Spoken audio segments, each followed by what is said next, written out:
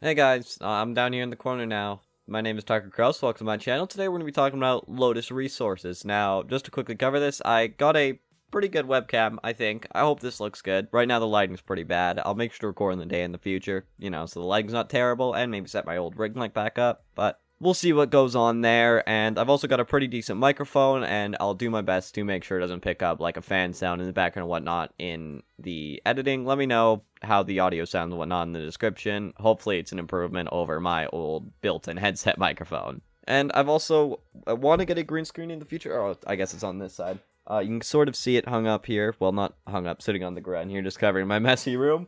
Because I haven't worked on getting that set up yet, because I kind of got the stuff last night before recording. But hopefully by the time I get everything properly working, it creates a better video experience. But now I'm just rambling on. Let's get into Lotus Resources. Alright, so Lotus Resources on the ASX trades with the ticker symbol LOT at 33 cents per share to $392 million market cap with $9 per pound, much better.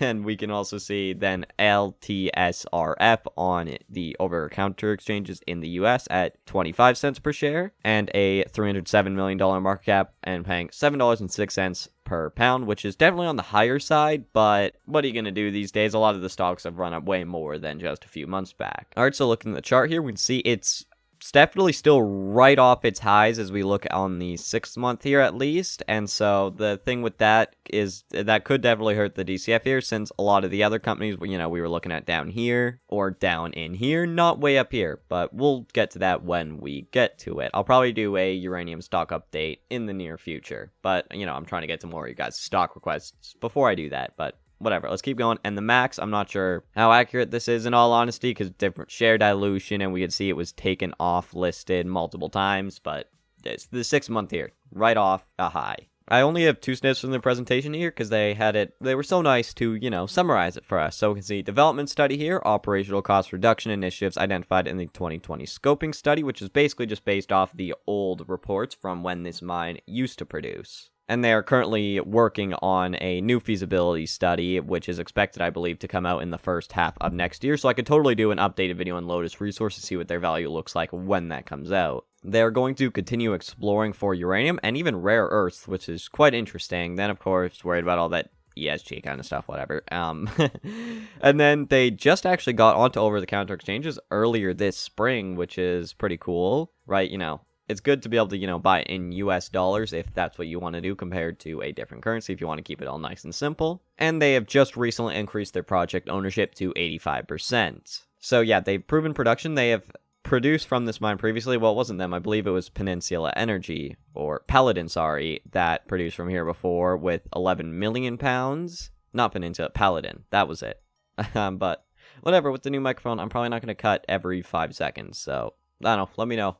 I'm gonna stop trying to rant about the new microphone. Let's stay on topic here, guys. So 11 million pounds here for proven production, and being a brownfield project, of course, the capex is quite low, and they'll be able to kick into production very quickly. And so they actually have quite a few shares outstanding here at 950 million, but that's an issue with like all the ASX companies. So what are you gonna do? It's owned about 10% by Paladin Energy, 7% by, I'm gonna be honest, not really sure who these guys are, 31% by institutional investors, 4% by directors of management, which is pretty good. It would be nice to be a little bit higher, but that's definitely a lot better than, say, sub 1% that lots of companies have, and about 48% by retail. Going over a project overview here, I did my best because I literally could not find the scoping study anywhere on their website. Like, you can go look for yourself. You can go search in scoping study technical report on their website in the search bar. You can go to the page for their project. There's no link to a technical report. You can scroll through their ASX announcements. Nothing. I couldn't find it, so I just relied on literally a single screenshot from this one article. So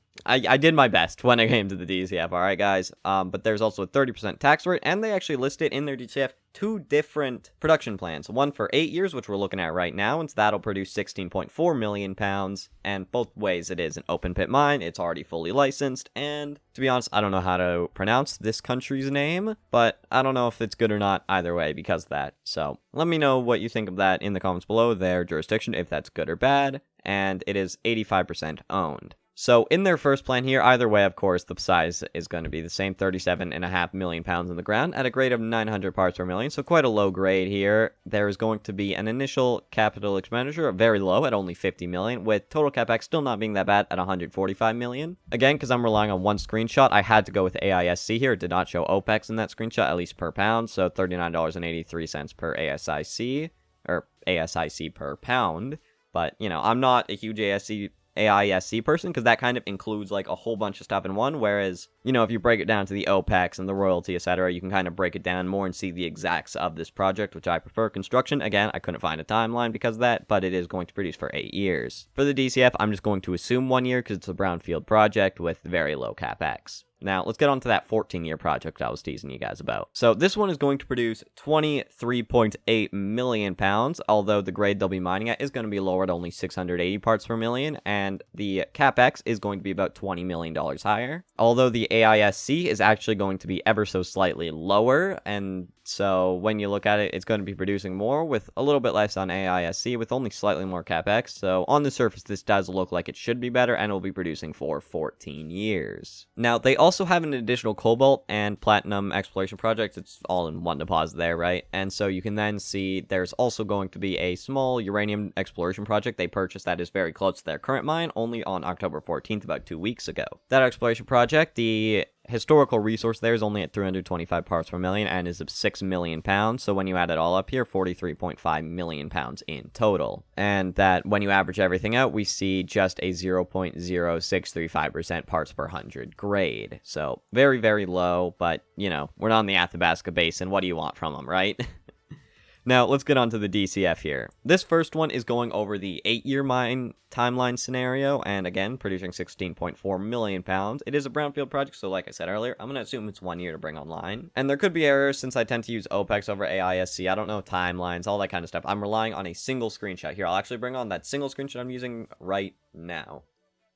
So yeah, as you can see right there, I'm working with what I can here, alright guys? So there could definitely be some error here. At current uranium spot price, they are unprofitable. Same thing at even $60 uranium spot price. Though by the time you get to $80 uranium spot price, not too bad, and they currently would need an $85 spot price to justify their current price. And surprisingly, the 14-year actually is worse, and as you can see, it is unprofitable still up to $60 uranium, but it's going to be about $89 to be a fair valued mine, compared to only about 85. So actually the 8-year does look like the better scenario to go here, but we'll see what they actually go with, or, you know, if they actually get into production, because to be honest, I don't know how many of these companies are actually going to go into production, guys. Let's just, alright? But so what I would say here is Lotus seems similar to Boss Energy, which I did last week, I think. I don't know. I probably did that last week. I don't know. I can't remember it already. Well, I mean, I remember the value, just not when I did it, okay? I remember the important parts. But Boss did a lot better when it came to the lower spot price. Like, it was actually profitable when we were talking current spot price. And current spot price, I believe, was lower when I did the video and at $60 uranium. But to justify their current price, they needed a much higher uranium price. So that could mean that, yes, Boss is a better deposit. Lotus might be a little bit cheaper. Of course, you still want to research into these yourselves, because this is just, you know, little snippet of info. Either way, I hope you enjoyed watching in this new format. I'm going to do my best to edit it this way, because I did this all in one take, so I'm kind of running out of breath now. Yeah, that's the end of the video. Thanks for watching. I'll see you next time.